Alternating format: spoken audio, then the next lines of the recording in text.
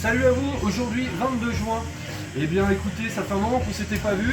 Il y a eu des bonnes choses, des mauvaises choses qui se sont passées. Des retours sur site obligatoires pour le travail, quelques plans taf qui me sont tombés dessus. Heureusement d'ailleurs, ça fait du bien de travailler un petit peu. Ça serait bien un peu plus, mais bon.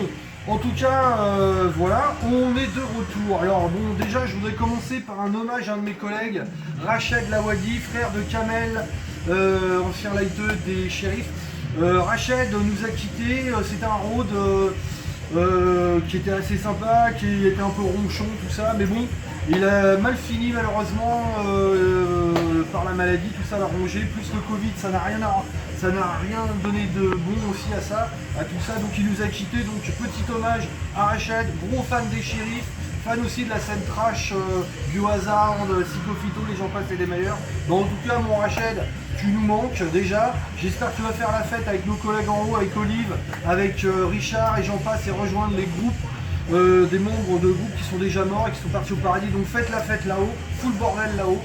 Donc petit message en hommage à Rached. Maintenant, on va passer à ce qui s'est passé ce week-end. Normalement, on aurait dû être au Hellfest, mais bon, Covid oblige, festival annulé, et Ben Barbeau a eu l'intelligence d'inviter certains groupes et de les filmer en direct sur des scènes sur différents sites assez originaux.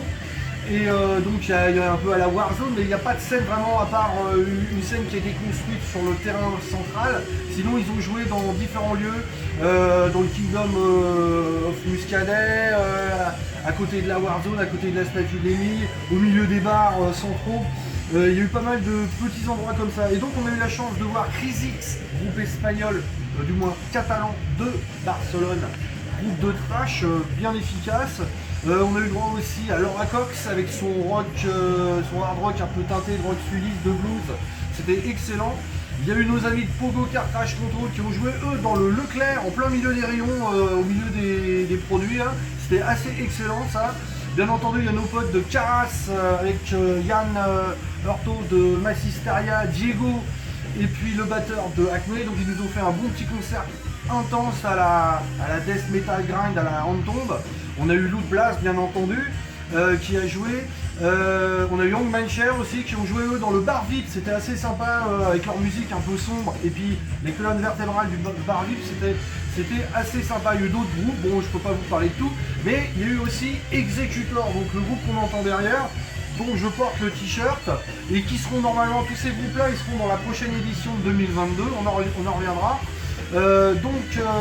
Executor, c'est un groupe de trash metal à l'ancienne, les vieux Solom, vieux Creator, les mecs sont veillés en perfecto, cartouchière, ceinture à clous, à l'ancienne, chevelus, ces petits jeunes, et ils font un trash metal assez sombre qui pourrait plaire aux black métalleux et aux death métalleux, en tout cas et un peu heavy, donc c'est vachement bien. J'ai eu la chance de les faire en concert grâce à Carmen Bodia qui les avait pris pour une première partie sur Paris.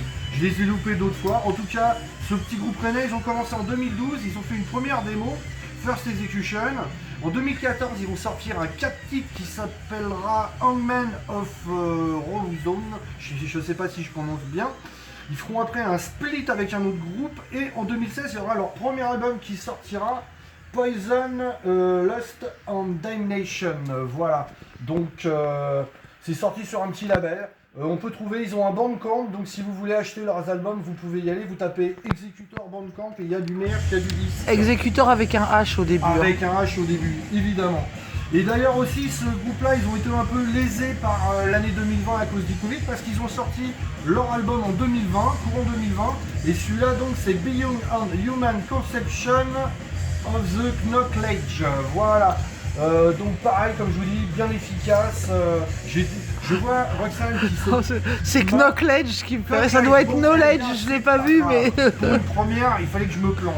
Donc voilà, bon album.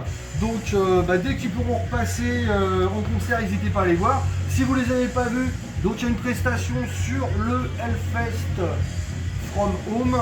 Donc et puis n'hésitez pas à rejeter une oreille si vous les avez pas vus. Maintenant, revenons-en à l'édition 2022. C'est un peu tout et n'importe quoi, parce que je me demande ce qu'on va voir en 2023. Parce qu'on voyait la deuxième édition, 7 jours de festival avec une coupure au milieu. Je ne sais pas si les gens ont assez de congés payés pour pouvoir y aller, assez d'argent et aussi la santé, parce que le foie, ils vont en prendre un coup. En tout cas, je sais que M. Ben Barbeau veut marquer le coup pour les 15 ans. En tout cas, j'espère qu'à cause de certaines têtes d'affiche, les spéculateurs de billets forceront pas les achats, voilà, businesseront là-dessus. En tout cas, bon Hellfest prochain, bon week-end, à très bientôt, je vous fais la bise et pensez à Rached.